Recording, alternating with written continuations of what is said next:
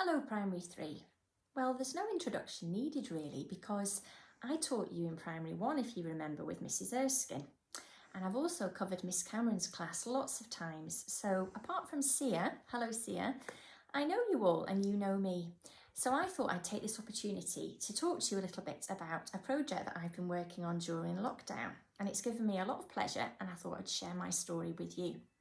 So way back in March, near the beginning of lockdown, it was Mother's Day and my children bought me a rose bush. And the reason they got me a rose bush was because I've always wanted one. Since I was a little girl, I've dreamt of having a house with roses that grow over the window and over the door and up the front of the house. I guess it's because it reminds me of fairy tales, which I love, by the way, and we'll be having lots of those.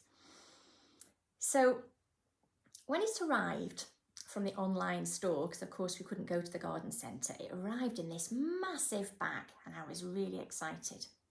But when I opened it, it was nothing more than a root ball about the size of my fist and 4 twigs.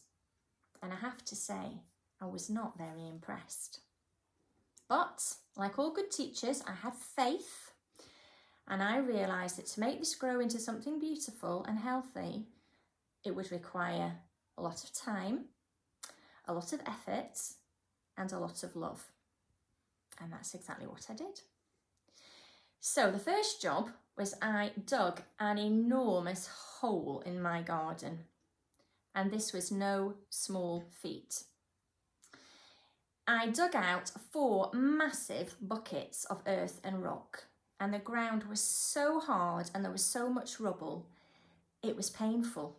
By the end of it, my back was breaking, my knees were sore, my fingertips were shredded, my nails were ruined, and I had calluses on the palms of my hands from repeatedly digging with this little trowel. But eventually, the hole was ready.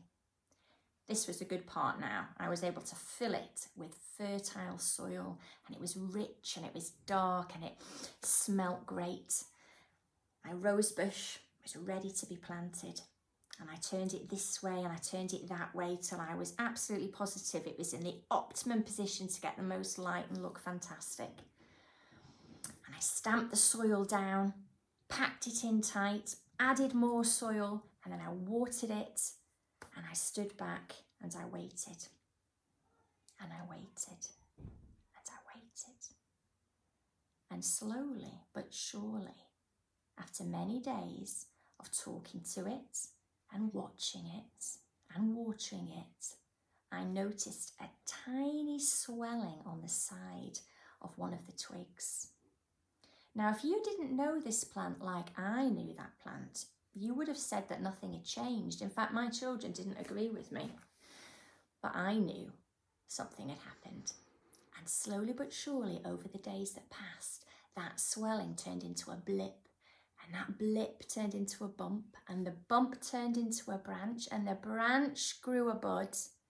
And now I have a rambling rose bush that even has wires on the wall to help support it as it grows. And I have to say, I absolutely love my rose bush. I still check the rose bush every single day and talk to it. And if I see a green fly on it, I give it a scoosh with my spray. And if I see a caterpillar walking across it ready to munch the new leaves, I pick it up, put it on the ground, and I've built a ring of stones around the bottom to protect it from the high winds and the rain. I have poured so much love and effort, but it's been worth it. And every day it rewards me with a new leaf or a new bud. And what's been a really difficult time in all our lives, it's been something that's kept me going and it's given me hope. Well, that's my story and I'm really looking forward to hearing yours when we're back at school in August. But for now, would you like to come and see my plant? Come on then, I'll take you outside. So here it is, boys and girls. It might not look much yet, not exactly rambling around the windows, but remember when I got it just under 12 weeks ago, it was only this big. And now over here is my pride and joy, the makings of my very first white rose. So this is how much I've taken care of this plant. Just think how much I'm going to take care of you. See you in August. Bye.